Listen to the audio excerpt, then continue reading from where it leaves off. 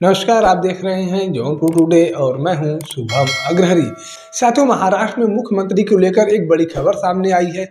हालांकि अभी तक क्लियर नहीं हो पाया है कि मुख्यमंत्री कौन बनेगा कौन नहीं बनेगा, लेकिन कल महाराष्ट्र के मुख्यमंत्री एकनाथ शिंदे जी के द्वारा प्रेस कॉन्फ्रेंस किया गया था और उस प्रेस कॉन्फ्रेंस में एकनाथ शिंदे जी के द्वारा बताया गया कि मतगणना के बाद हमने प्रधानमंत्री जी से बात किया है और हमारे द्वारा सीधे तौर पर कहा गया है कि प्रधानमंत्री जी का जो भी निर्णय होगा वह सर्वमान्य होगा। हमारे तरफ से मुख्यमंत्री के लिए कोई अड़चन नहीं आने वाली है। हम किसी व्यक्ति का विरोध नहीं करते। गठबंधन के द्वारा जो भी निर्णय लिया जाएगा वह हमें मंजूर होगा। यानी कि सीधे तौर पर ये कहा जा सकता है कि एकनाथ शिंदे जी के बात से यह प्रतीत हो रहा है कि एकनाथ शिंदे जी इस बार महाराष्ट्र के मुख्यमंत्री नहीं बनेंगे और हो न हो भारतीय जनता पार्टी अपने ही किसी नेता को मुख्यमंत्री बना सकती है।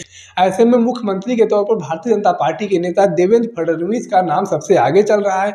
बताया जा रहा है कि भारतीय जनता पार्टी की तरफ से देवेंद्र फडणवीस को मुख्यमंत्री बनाया जा सकता है। हालांकि अभी तक यह क्लियर नहीं हो पाया है कि देवेंद्र फडणवीस मुख्यमंत्री बनेंगे कि नहीं बनेंगे, लेकिन एकनाथ शिंदे जी के प्रेस कॉन्फ्रेंस से यह बात साफ हो चुका है कि हो न हो इस बार एकनाथ शिंदे जी मुख्यमंत्री नहीं बनेंगे।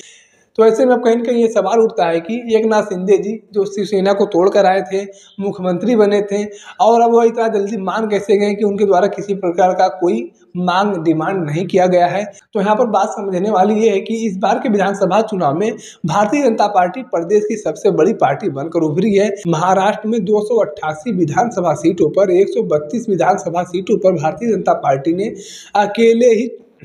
अकेले ही जीत दर्ज किया है और सरकार बनाने के लिए 145 सीटों की जरूरत होती है। तो कहीं ना कहीं अगर ये कहा जाए कि भारतीय जनता पार्टी अगर अकेले की सरकार बनाना चाहे तो यह भी संभव है, क्योंकि भारतीय जनता पार्टी ने 132-33 सीटों पर जीत दर्ज किया है और सरकार बनाने के लिए 145 सीटों की जरूरत होती है, जिसमें से 10-15 विधायक ही उनके पास कम हो रहे हैं और उन 10-15 विधायकों को किसी भी पार्टी से भारतीय जनता पार्टी आसानी से तोड़ सकती है। ऐसे में 4 निर्दलीय प्रत्याशी जो भारतीय जनता पार्टी को समर्थन कर देंगे। अगर भारतीय जनता पार्टी अकेले की सरकार बनाएगी और 8-10 विधायक ऐसे भी हैं जो छोटे दलों से आते हैं, छोटी पार्टियों से आते हैं, क्षेत्रीय पार्टियों से आते हैं, तो कहीं न कहीं उन पार्टियों के विधायकों को भारतीय जनता पार्टी आसानी से अपनी पार्टी में शामिल कर लेगी और सरकार बना लेगी। कहीं न कहीं इसी बात का एकनाथ शिंदे जी को डर है कि अगर हम भारतीय जनता पार्टी के साथ गठबंधन में नहीं रहेंगे तो भारतीय जनता पार्टी का कुछ नहीं बिगड़ेगा। भारतीय जनता पार्टी अकेले के दम पर भी सरकार बना लेगी। हमारे गठबंधन में रहने और न रहने का कोई खास महत्व तो नहीं रह जाएगा। इस बात को एकनाथ शिंदे जी भली भांति से जानते हैं और यही सबसे बड़ा वजह है कि एकनाथ शिंदे जी के द्वारा नरम लहजा अपनाया जा रहा है और पूरी कोशिश किया जा रहा है कि सरकार बन जाए। सरकार में जो भी बड़ी पार्टी का निर्णय होगा वो हमें भी मंजूर होगा और कहीं न कहीं ये माना जा रहा है कि अगर एकनाथ शिंदे जी मुख्यमंत्री नहीं बनते हैं, भारतीय जनता पार्टी के द्वारा अपने किसी नेता को मुख्यमंत्री बनाया जाता है तो एकनाथ शिंदे जी को केंद्र में भेजा जा सकता है, यानी कि उन्हें केंद्रीय मंत्री भी बनाया जा सकता है। तो कहीं न कहीं अब यह देखना दिलचस्प होगा कि आगे की रणनीति भारतीय जनता पार्टी गठबंधन के द्वारा क्या अपनाया जाता है और किसे मुख्यमंत्री बनाया जाता है। हालांकि एकनाथ शिंदे जी की तरफ से सीधे तौर पर अब साफ कर दिया गया है कि एकनाथ शिंदे जी की तरफ से कोई डिमांड नहीं रखी गई है मुख्यमंत्री के लिए। उन्होंने सीधा कहा है कि हमने प्रधानमंत्री जी से कह दिया है कि हमारे तरफ से मुख्यमंत्री के लिए कोई अड़चन नहीं आने वाली है। पार्टी का जो भी निर्णय होगा वह हमें मंजूर होगा, हमारे लिए सर्वमान्य होगा।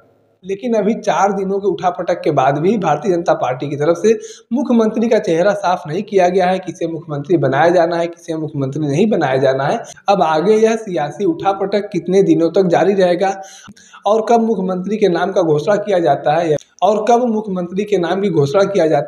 यह भी अपने आप में एक दिलचस्प बात है। महाराष्ट्र विधानसभा चुनाव को लेकर और मुख्यमंत्री पद के लिए चल रही सियासी उठापटक को लेकर आप अपनी क्या राय रखते हैं, कमेंट करके जरूर बताएं। अगर आप वीडियो को फेसबुक पर देख रहे हैं तो पेज को फॉलो करें, यूट्यूब पर देख रहे हैं तो चैनल को सब्सक्राइब करना ना भूलें। धन्यवाद।